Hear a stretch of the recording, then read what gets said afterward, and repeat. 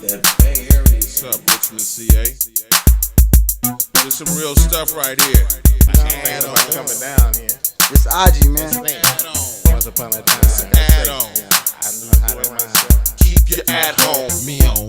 Or me want to own. Me on type of flow. That's all I got to say. Me on. Alright. Or me want to own. Me on type of flow. Yes, sir. Welcome back to another episode of the Add-On Podcast. No guest this week. Went dolo this week. Guest might be back on next episode. Stay tuned for that. But yeah, let's jump right into it, man. Serena Williams announced her retirement, man, after losing the U.S. Open. And Serena, man, is a legend. She retired at 40 years old, won 23 Grand Slam titles, and actually, her first debut match was back in 1995. Like, her longevity is unmatched. I know people say that she's not the GOAT, she's the second greatest, because they go based off, she has the most singles wins in the open era, but she's second behind Margaret Court, who has 24, compared to Serena's 23 Grand Slam titles. But I still feel like you got to give it to Serena as far as it goes, because she's just her impact, her longevity. Even like after having her first child and still leading up to it, like right after going and winning again, like even before that as well, like Serena, like she's just different, man. Like, I don't know, that's really the reason why I kind of even know about tennis. Like I knew because of Serena Williams, you know what I'm saying? And then I kind of branched off into other dudes, like male tennis players, but Serena was really just, kind of what I grew up watching. And it's kind of sad to see, that she retired. And she said she wouldn't be where she is today if it wasn't, of course, for her sister Venus Williams, who's also a legend. And it's just great to see, man. Great to see somebody like Serena Williams just have this longevity, like at 40 years old. Like the last match is like that's wild. That's a lot of training. Her dad obviously pushed Serena and Venus to new heights and just made them the player they are today. And they will forever be remembered. Serena Williams, definitely, one of the greatest tennis players of all time, man. That's just crazy. Let's transition to the NBA, though, obviously, with Patrick Beverley being traded to the Lakers in exchange for THT and Stanley Johnson. My thoughts on that, man, is just kind of like, I don't know, man. I think as far as the Lakers go, I don't know how much that's going to help. Patrick Beverley's definitely one of the better defenders in the league, but he's got exposed lately, especially every time I think of Patrick Beverley, I always think of that James Harden and one. Y'all know what I'm talking about. I think that was when James Harden was on the Rockets, if I'm not mistaken. And that and one was ridiculous with Patrick Beverley. I think he do most of it, a lot of talking, a lot of fouling. But at the same time, the Lakers are old, and he's probably better than any perimeter defender, like guard-wise, that the Lakers had. You know what I mean? Like, so, Austin Reeves, he tries his best on defense and stuff like that, but at the end of the day, and the Lakers too, man, they should have kept Mac McClung. They let him go to the Warriors, man. I've been watching Mac McClung since high school. They should have kept him, man. I think people were just kind of questioning Mac's, like, they know he can score, right? But they were just kind of questioning his facility, his ability to facilitate, just kind of make others involved. But pretty much no one ever questions his, work ethic, his hard work, scrappy dude is gonna dive on the floor for the ball. Won the G League MVP for the Lakers. So, they should have kept him. But Patrick Beverley and Russell Westbrook don't get along. We all know, kind of their beef that they've been having. But it was reported that Darvin Ham actually said that, they plan on, working things out, and they already kind of like connected. It's so many different reports with Russell Westbrook, man. First, you get a report that's saying, oh, he gone. He's definitely leaving out at, Patrick Beverley's is with them, and now it's just like so much is going on as far as with Patrick Beverley and Russell Westbrook. But obviously, it was reported a few days ago that they basically just kind of like squashed it, I guess, kind of cleared the air, and they want to play together somehow. I don't know. Honestly, like I said, I'm going for the Lakers, but it's only so much LeBron can do headed into year 20 for his 20th season. It's going to be kind of hard for LeBron to kind of keep just kind of doing what he does as far as a Laker go. Like, I don't know. Like, it's just so many good teams in the West that's just coming. Like, this, you got, obviously not Utah no more since Mitchell kind of left, but we're going to touch on that too. But it's just, even the Clippers, like, I was impressed with John Wall. I know it's just, kind of open gym, but them runs, he was talking a lot of mess. And he's looking like the old John Wall. Obviously, he's nowhere near as explosive, But I mean, he's ambidextrous, can dunk with the left. John Wall is one of the weird players. That like he's right-handed, but he always dunks with his left. And John Wall, he's looking great, man. He's going to definitely help the Clippers with Kawhi coming back and Paul George having one of the best seasons he had. I believe was that last year or the year before that? I think it was last year, maybe the year after the bubble. But we're gonna see, man. We're gonna see definitely as far as the Lakers go, man. It's just I don't know what to expect. I don't want to have my hopes up too high, and then kind of get disappointed because it's just like, man, with Russ, Anthony Davis, and LeBron taking up half the salary, it was really hard for the Lakers to kind of like build around that team. They're an old team, but hey, man, I mean, Russ had one of the worst seasons of his career, probably the worst season of his career last year. What's the chances of him having even a worse season this year? I mean, I don't think that's very high. I think he's going to fix some of the struggles. And by that, I don't mean Russell Westbrook. He's going to all of a sudden shoot like Curry or Clay. But things that Russell Westbrook could change is just, for one, start taking some ownership. Like if you didn't have your best game, stop going around the bush. I'm Russell Westbrook. I'm a first ballot Hall of Famer. You know who I am? That doesn't matter. And like a lot of these commentators say in sports channels, you got to update your resume. You play for the Lakers now. And what people fail to realize is Russell Westbrook, he played the same his whole career. Played the same with OKC, played the same with the Rockets, played the same with the Wizards. It's just now he's on the biggest stage of his career playing for the Lakers, a franchise who has the most titles, NBA titles in NBA history. So it's like you gotta show up. And I think with Russ, I'm not gonna expect him to just shoot 40% from three overnight. But things he can change is definitely the turnovers, because he did have the most turnovers in the league until he sat the last couple games and then Trae Young passed him. So that's just not good. And then just, play defense, man. Like you got to go out there and you got to actually play defense. I feel like everybody on the Lakers are capable of playing defense.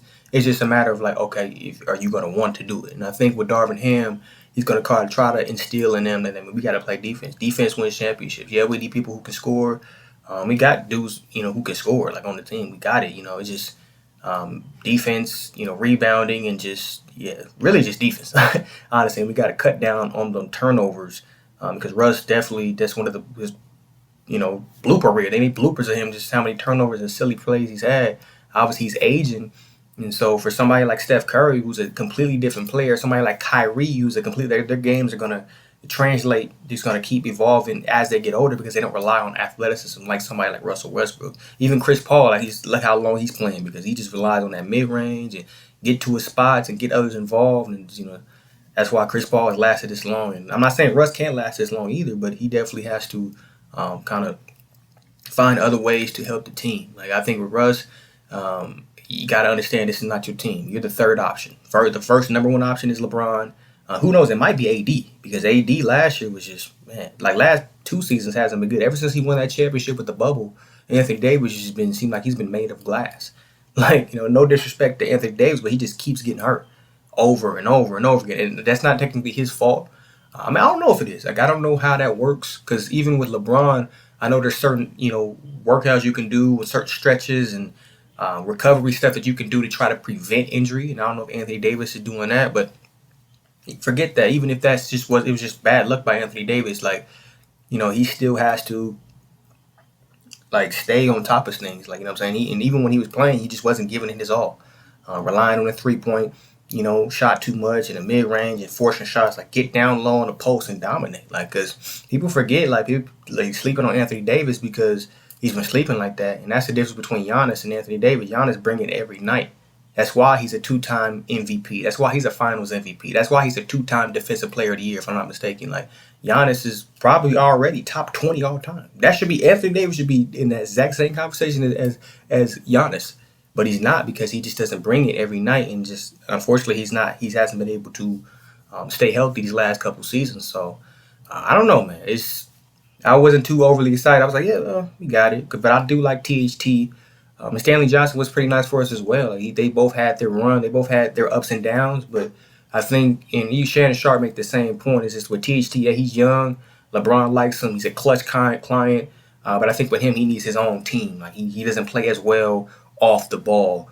And that's kind of what Russ is dealing right too. It's just like when he don't have the ball, he's just sitting there, standing there. He's not diving for cuts because he's so used to with OKC running the show and like picking and choosing. Well, I'm gonna pull up this time. I'm gonna pass to KD, or I'm gonna drive this time. I'm gonna kick this time. And now with him being the third option, he's got to, even if his points per game goes down, if Russ can average like Russ is still capable, even with Russ being the third option, Russ is still capable of averaging 15 points, 10 rebounds, 10 assists. Like he's still capable of doing that. Like, and that may seem like, oh, it's only 15 points, but hey, if helping the team, who cares what your points per game is, and you helping them win a title, that can happen for sure. So, because I don't know like how Patrick Beverley and Russ is going to coexist. I know Patrick Beverley, he's not like a lethal 3-point shooter, but he definitely can be reliable from the 3-point line a little bit more than Russell Westbrook can. So, we'll definitely kind of see on that and kind of see where it goes for sure.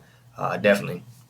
Let's transition to the NFL though, man. My team, obviously, let's talk about the NFC East, the Washington Commanders, man. And I don't really like watch a whole lot from the preseason, but it's not looking so good for us, man. The Eagles just keep getting stacked and stacked and stacked and stacked. Jalen Hurts has tremendous help with A.J. Brown leading the show, and all the rookies that they drafted. They just got another cornerback that they signed. Like the Eagles, that's why they're ranked so high in the power rankings. They're going to be very tough to beat in that division. Probably will be the favorite in that division, but that and the Cowboys as well. Like those are really the two teams I'm kind of worried about this year in that division to try to take the crown, because no team has gone back to back winning the NFC East title in.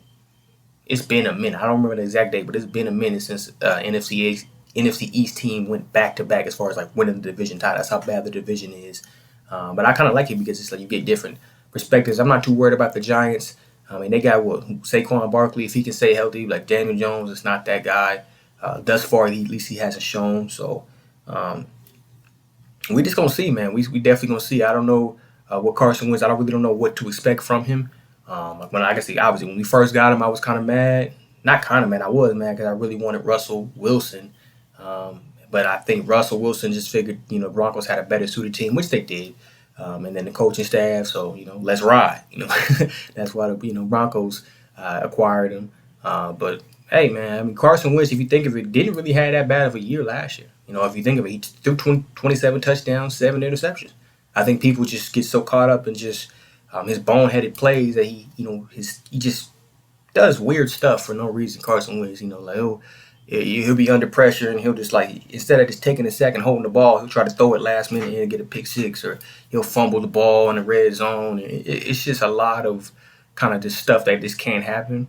But we're gonna see. I think this is really gonna be Carson Wentz's last shot. Not in the NFL period, but I'll probably say as far as being a starter, because he had that time in the Eagles.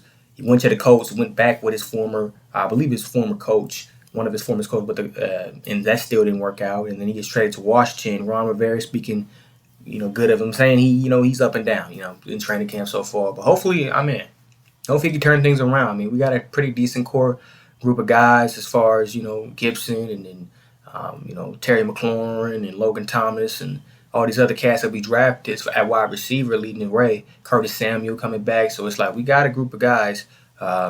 Actually, I'm not even too sure about Chase Young. I think they saying he was going to miss I was talking to one of my coworkers. Surprisingly, he knew before me. He was telling me about Chase Young, and I think that he said they were going to miss about 4 games before he returns. But I do believe he should come back with a vengeance, Chase Young, because, if you look at Chase Young's rookie season, compared to his second season, it was kind of very disappointing. Definitely, even up to him getting hurt, it was very disappointing. But I think Chase Young definitely is going to come back with a vengeance.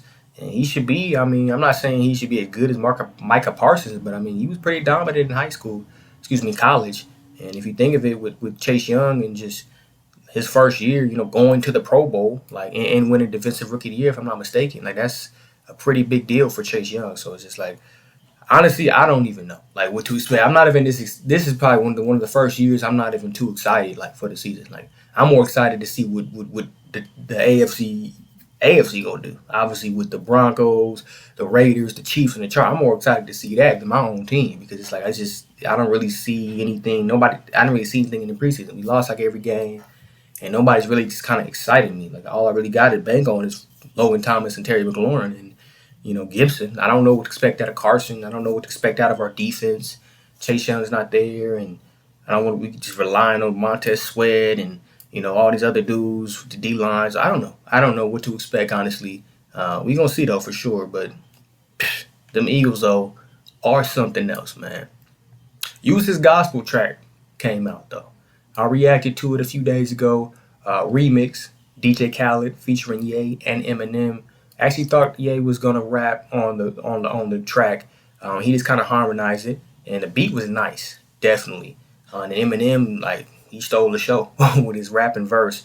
But the thing interesting that I thought about the track, me personally, was just kind of the subject matter. Obviously, with Eminem, he's openly admitted to selling his soul.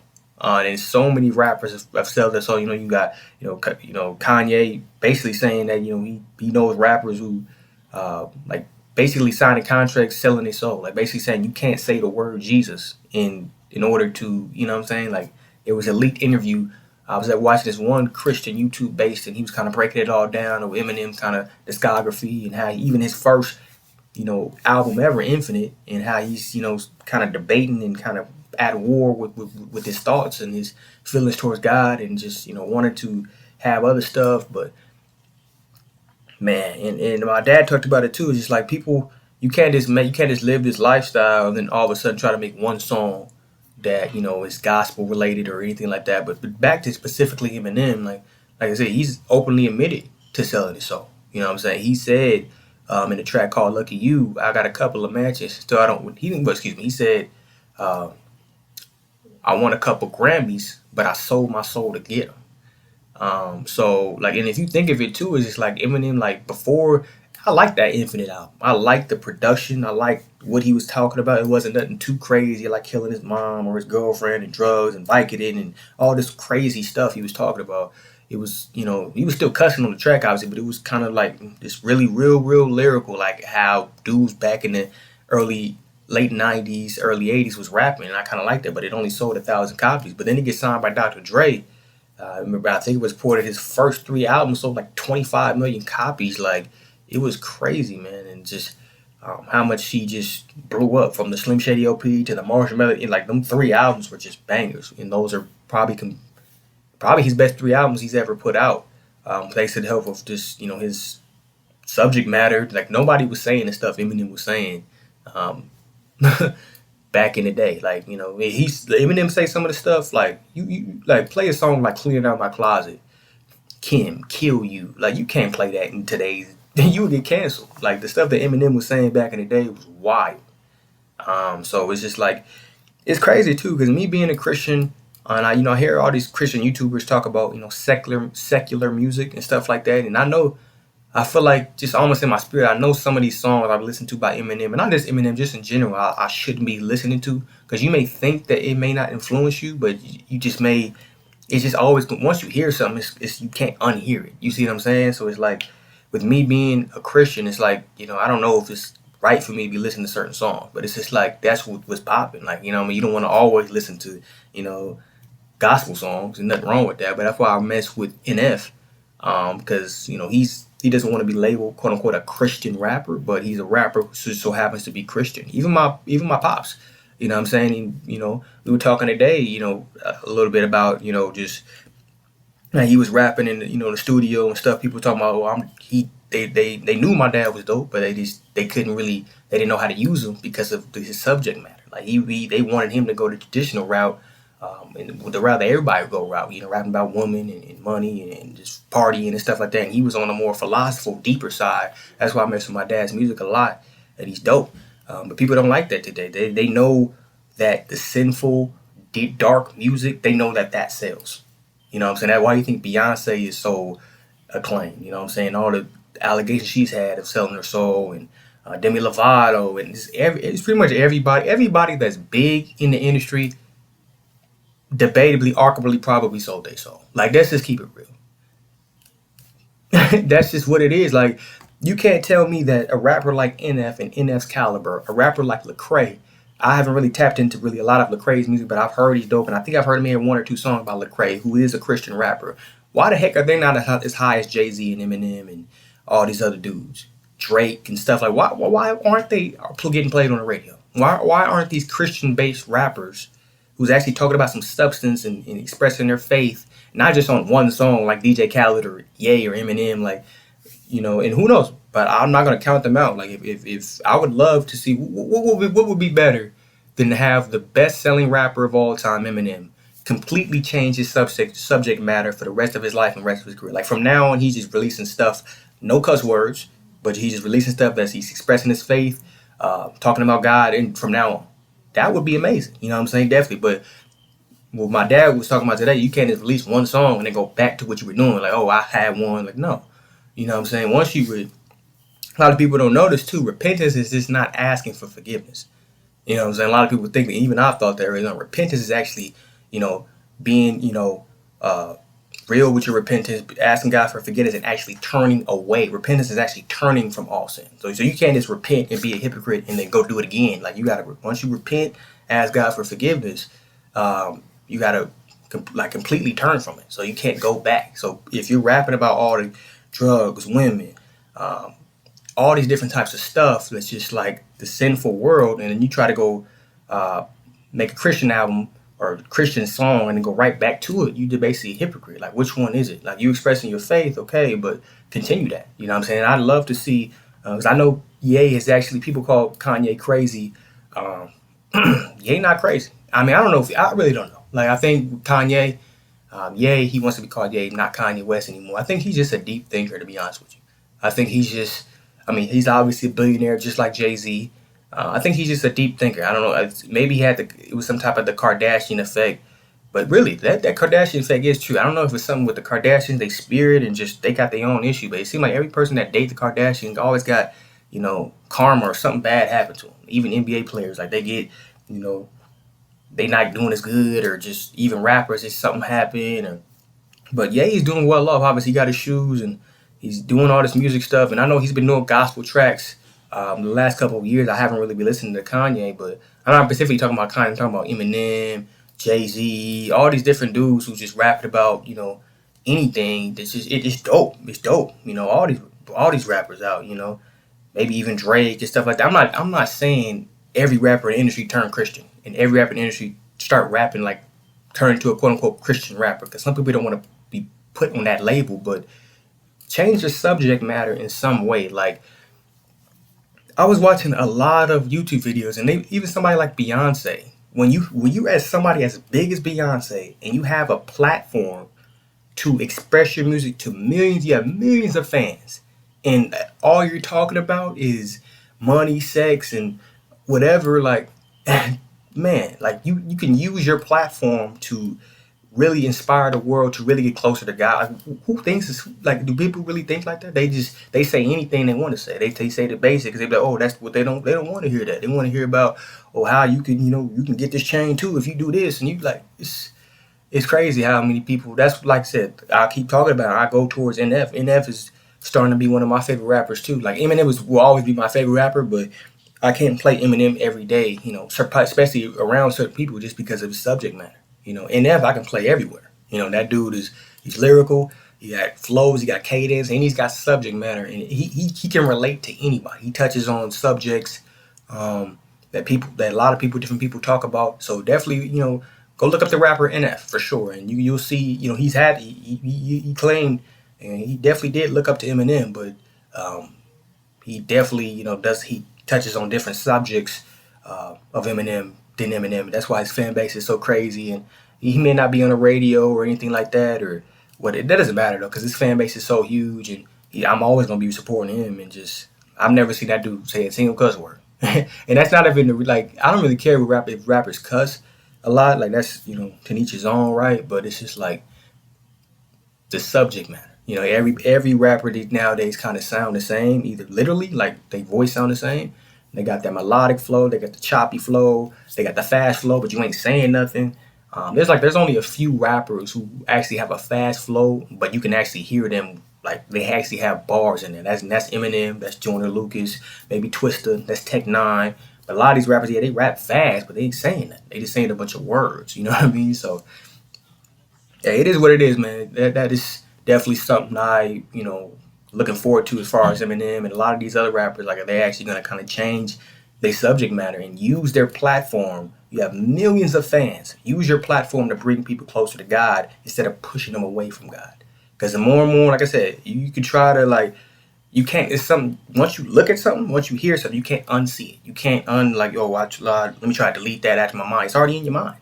You can try not to think about it, but it's in your mind already. You know what I'm saying? You saw it, you looked at it, you heard it. You know what I'm saying? It's in your spirit. So, yeah, I'm gonna definitely be on the lookout for that one, man. It's definitely interesting, just with the whole rap world and just you don't got too many guys. You got a lot of guys. Definitely, there's a lot of guys who are underground. A lot of rappers who are underground, from East Coast to West Coast, whatever. But those are the guys that need to be mainstream on the radio, not all these other dudes who's rapping about the same subject matter. You know what I'm saying? But let's transition to Donovan Mitchell, though, man. Was traded to the Cavs for Lauri Markkanen, Colin Sexton, and I can't pronounce this dude's name. It says Achai Agbaji. I don't know this dude's name, but overall, that's a good trade, man. Because the Cavs, like, they was pretty good last year. Now they're gonna be really good this year. You know what I'm saying, with Donovan Mitchell and Colin Sexton, and Evan Mobley. I think they had one other dude too. I forgot, but that's a nice move, definitely. Donovan Mitchell definitely can, like, I believe a three-time All-Star. Only 6'1", but he's super athletic, can shoot the three, get to the cup, facilitate, defend. Colin Sexton is that dude. Excuse me, Donovan Mitchell's that dude, not Colin. I would get back to Colin Sexton, but Donovan Mitchell was definitely that dude. Definitely, and I thought he was going to go to Miami because I remember he went to that one pro-am, and he was playing with Bam Adebayo and them, but hey, the Cavs, man, it's about time because ever since LeBron left, it was mean like, man, the Cavs is never going to be good. But, like, they got a chance to be, especially since they're not in the West or in the East. They could be, I wouldn't be surprised if they end up being like a third or fourth seed, like in the East. They probably more so would be around the fifth or sixth, but definitely. But I like Colin Sexton too. And I think people need to start giving Colin his respect. I think that was a steal for the Jazz. Like, Colin Sexton's going to come back hungry with a vengeance. I actually think there's certain aspects of Colin's game that I like better than Garland. Obviously, Darren Garland is a better shooter. I mean, he's overall better facilitator. That's probably why they lean more towards Garland than Sexton. Because although I would take Sexton's his motor and his on-ball defense more than Garland, but Garland, he just got that whole package. He got the side step three, the step back three. I was watching some of his height. He got a mean hezzy. He has a better handle than Sexton. He's probably a better finisher than Colin, just from the simple fact I've seen some aspects of, like, Colin that I haven't. I've seen Garland, shoot the floaters right hand, left hand, up and under. I think Colin is better at, like, just like in transition attacking the basket. Colin is one of the best guards in the league. Like, I've been watching that dude since high school. He's actually one of my favorite players, Colin Sexton. Only about 6'1", 6'2", but when he gets that rebound and when he has his mind made up, like, I'm gonna go coast to coast, I'm gonna make it or get the foul. Ain't a lot of people can top Colin Sexton because he's fast, he's quick, he's strong for his size. He has a nice mid-range, doesn't have the best three-point shot, and doesn't know how to facilitate. I'm not gonna say doesn't utilize his. That's just something that he's just a scorer. Like, I feel like Colin Sexton is a defensive, a very determined defensive guard who can score at all three levels. Don't get me wrong, he don't shoot the three as good as Garland, but he can definitely shoot the three. He can shoot the mid-range, and he's definitely going to keep doing great things in the league. I think that the Utah Jazz definitely got a steal in Colin Sexton, and so is Lauri Markkanen. You know what I'm saying? When you got rappers mentioning your name, you got to be decent, right? Y'all know what I'm talking about. But that wraps up this episode, man, of the Add-On Podcast. Feel free to like, comment, subscribe, and stay tuned. There might be a guest on next episode. There might not. Might do another one solo. It feels good to be back kind of by myself where it all started. The guest has been nice and stuff like that, but I kind of even wanted to lean more away from the guest because it almost felt like it was more so an interview than a podcast in a way. So I might take a couple breaks off that, but I might go back to a guest as well. It depends on kind of how you look at it. I'm only keeping the podcast to around 30 minutes, so for a podcast, it's definitely not a long time. You know what I'm saying? That's 30 minutes. We kind of in and out. That's what I'm doing on here. Eventually, they will become longer, 45 minutes, hour and a half, depending on who I have as a guest. But definitely, man, merch is dropping soon as well, y'all. All that stuff, anything that drops, anything like that, you can hit my DM. I'll let you know when it drops or anything like that. But everything else to, like, my YouTube channel, and this podcast, everything like that. Next episode will be in the description. Stay tuned, guys, for the next episode. Thanks for watching. Thanks for listening.